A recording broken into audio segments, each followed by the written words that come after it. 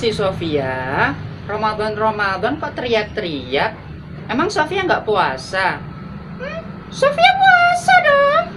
Kalau puasa kok teriak-teriak? Jangan-jangan nggak puasa nih Sofia. Sofia puasa Kak Fadli.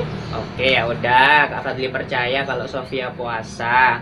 Kenapa sih kok manggil-manggil Kak Fadli itu ada apa? Enggak Kak, cuma berpikir aja. Bulan Ramadan itu bulan Al-Quran kan Kak ya? Iya, memang bulan Ramadan itu bulan Al-Quran.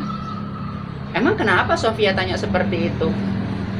Enggak, Kak Fadli punya cerita enggak? Kisah-kisah tentang orang yang cinta dengan Al-Quran.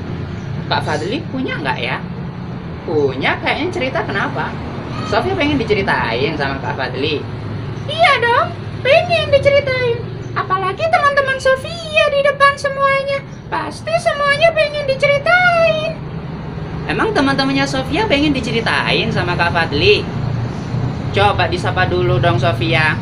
Halo, hai teman-teman, assalamualaikum. Oke, ya udah, kalau Sofia pengen diceritain sama Kak Fadli, sekarang Sofia sama teman-temannya Sofia duduk yang manis ya. Kak Fadli mau bercerita tentang orang yang cinta dengan Al-Quran. Mau? Mau dong. Oke, dengarkan ya teman-teman ya. Oke, sekarang Kak Fadli akan bercerita. Sekarang ini kita kan berada di bulan Ramadan ya, benar nggak Sofia? Iya, benar sekali. Nah, bulan Ramadan itu ternyata adalah bulan turunnya Al-Quran. Sofia tahu nggak kalau bulan Ramadan bulan turunnya Al-Quran? Tahu Kak. Terus Sofia bulan Ramadan baca Al-Quran apa enggak? Sofia jarang baca Al-Quran. Itu yang jadi permasalahannya.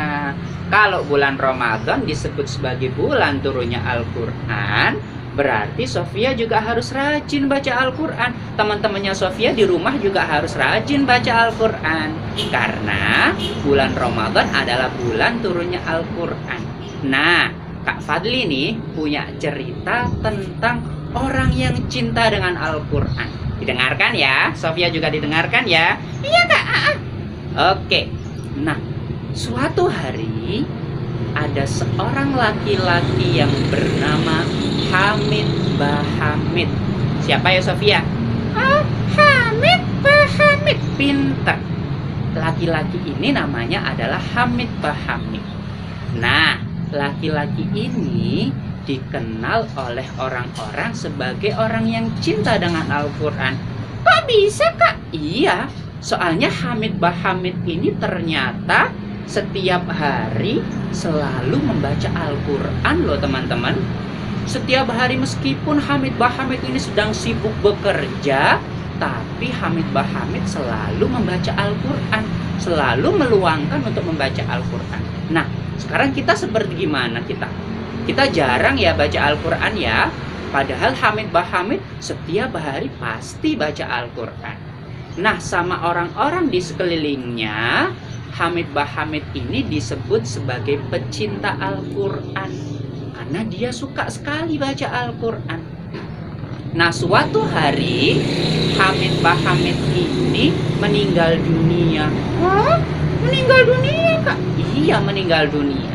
Pada akhirnya Hamid Bahamid pun dimakamkan di sebuah pemakaman di desanya. Ternyata setelah 30 tahun kemudian, 30 tahun ya ini Sofia, setelah meninggalnya Hamid Bahamid, ternyata di kampungnya itu ada orang yang meninggal lagi.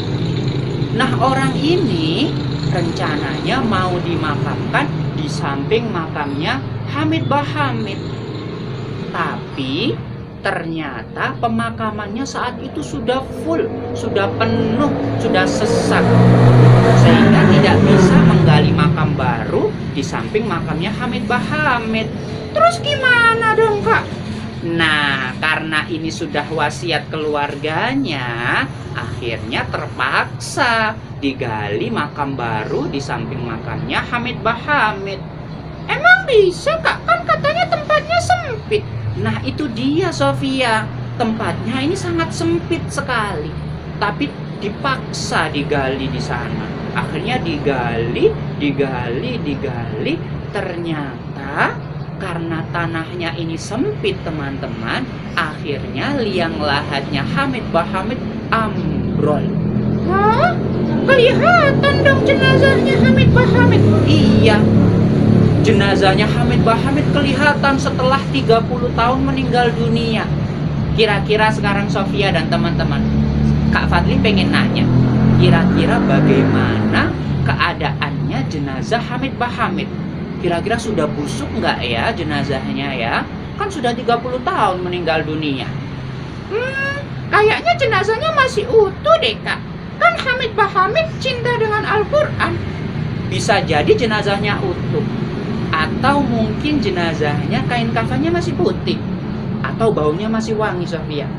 Gimana teman-teman? Kira-kira setelah 30 tahun Hamid Bahamid meninggal dunia, kemudian liang lahatnya ambrol, kira-kira bagaimana keadaan jenazah Hamid Bahamid? Ayo. Dan ternyata Sofia, ternyata teman-teman, jenazahnya Hamid Bahamid itu masih utuh dan duduk membaca Al-Quran. Hah? Subhanallah. Jadi jenazahnya Hamid Bahamid duduk baca Al-Quran di kuburannya, Kak. Iya, ternyata jenazahnya Hamid Bahamid duduk sambil baca Al-Quran loh teman-teman di kuburannya. Padahal sudah 30 tahun meninggal dunia. Hebat kan? Iya, Kak, hebat banget ya. Itu berarti gara-gara dia suka baca Al-Quran, Kak ya? Iya, itu pahala dan juga barokah karena dia suka baca Al-Quran. Karena dia suka mencintai Al-Quran. Sehingga Al-Quran selalu mengikuti dia sampai ke alam kubur. Maka dari itu teman-teman, kalau kita ingin Al-Quran ikut ke dalam kubur kita, maka kita harus suka membaca Al-Quran ketika di dunia. Nah, sekarang teman-teman, apakah setelah mendengar cerita ini suka dan rajin baca Al-Quran? Sofia gimana? Aku akan rajin baca Al-Quran, Kak. Aku ingin besok ketika di alam kubur, Al-Quran ikut denganku. Pintar. Teman-teman gimana? Teman-teman juga ingin kan Al-Quran ikut ke alam kubur? Maka dari itu kita harus rajin membaca Al-Quran. Oke Sofia, itu cerita dari Kak Fadli. Pengen cerita lagi, Kak. Nanti lagi. Untuk sekarang Kak Fadli cerita satu dulu. Kalau Sofia ingin cerita lagi, besok diceritain lagi sama Kak Fadli. Benar ya, Kak ya? Iya. Janji ya? Janji, Kak Fadli janji akan diceritain lagi. Ya udah, kalau gitu Sofia sekarang pamit dulu ke teman-temannya. Dadah teman-teman. Jangan lupa ya untuk selalu mencintai Al-Quran dan membaca Al-Quran agar kita besok bisa membawa Al-Quran ke alam kubur kita.